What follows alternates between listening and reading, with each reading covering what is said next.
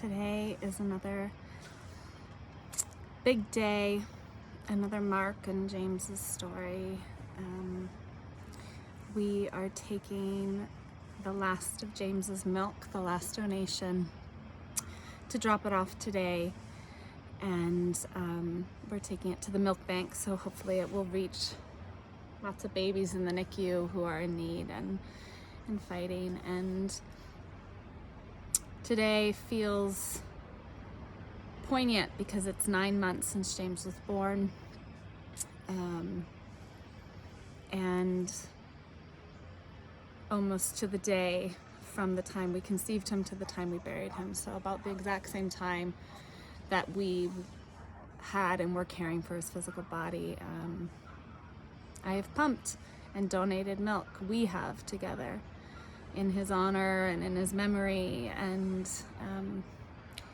it's been a beautiful journey. I'm still making sense of it all, but in this moment, as I look back at this short period of deep grief and longing and heartbreak, I also have leaned into this purpose through the pain, and it has carried me in a way that I didn't expect, And I feel like there were 3 parts to this journey. There was, first, just the gift of the milk to all the babies, the massive amounts of milk. When you don't have a baby, you make a lot more milk than you realize. And I think in the end, it was something like 6,000 something ounces, nearly 49.5 gallons. So I'm proud of that. I'm so grateful that it has been able to go to so many babies in need, through the milk bank and through several personal donations, both here and when we were in Ireland. The milk got to reach a baby whose mama passed shortly after childbirth, another baby who's fighting a brain tumor, and several others who just needed a little extra nourishment. And so I'm blessed to know them, and I hold them in my heart, and I like to think that a little piece of James in those 5 babies that I know, and the many more that I don't know, that hopefully the milk reached through the milk bank, that they have a little bit of James's light, and that they carry it forward in whatever expression of love that they are themselves.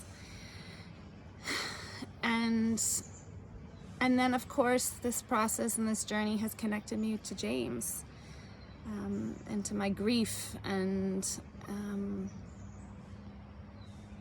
it's been this tender and achy thing that I've done for so many hours and in so many places.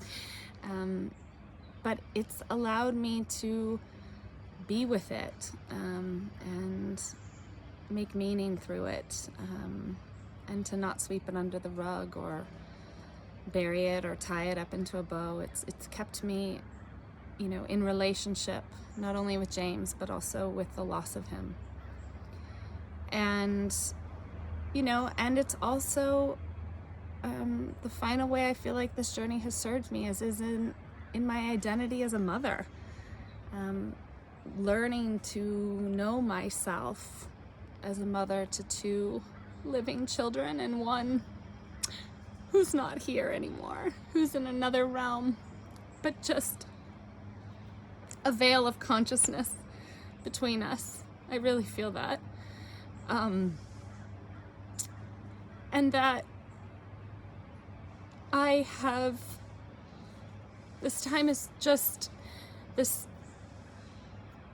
feels like it's connected me to who I was, who I am, who I've been as an early mother, as a mother who makes and grows and carries and feeds babies. And I love babies, love them.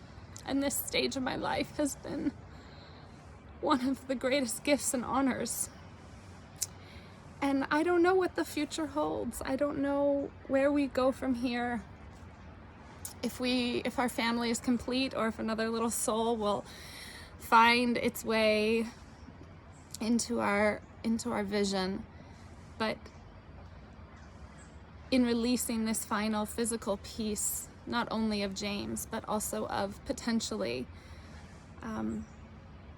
this chapter of motherhood, it served me in just transitioning that and stepping into the unknown and being willing to own a new identity of who I am, having been deeply, deeply transformed and changed by James. So that's where we are. We're gonna pick up the kids and go as a family, because even though I have been the vessel, I have not done this alone. No way. Sean and the kids and all of our family and friends and the women in my life have held us. And I know that I could not, and I have not, walked this alone. So we go as a family, and we bring all of your love with us. And again, it's just another little mark, another day, but it feels like a big day. So thanks for witnessing us and being with us and loving us. And James. More later.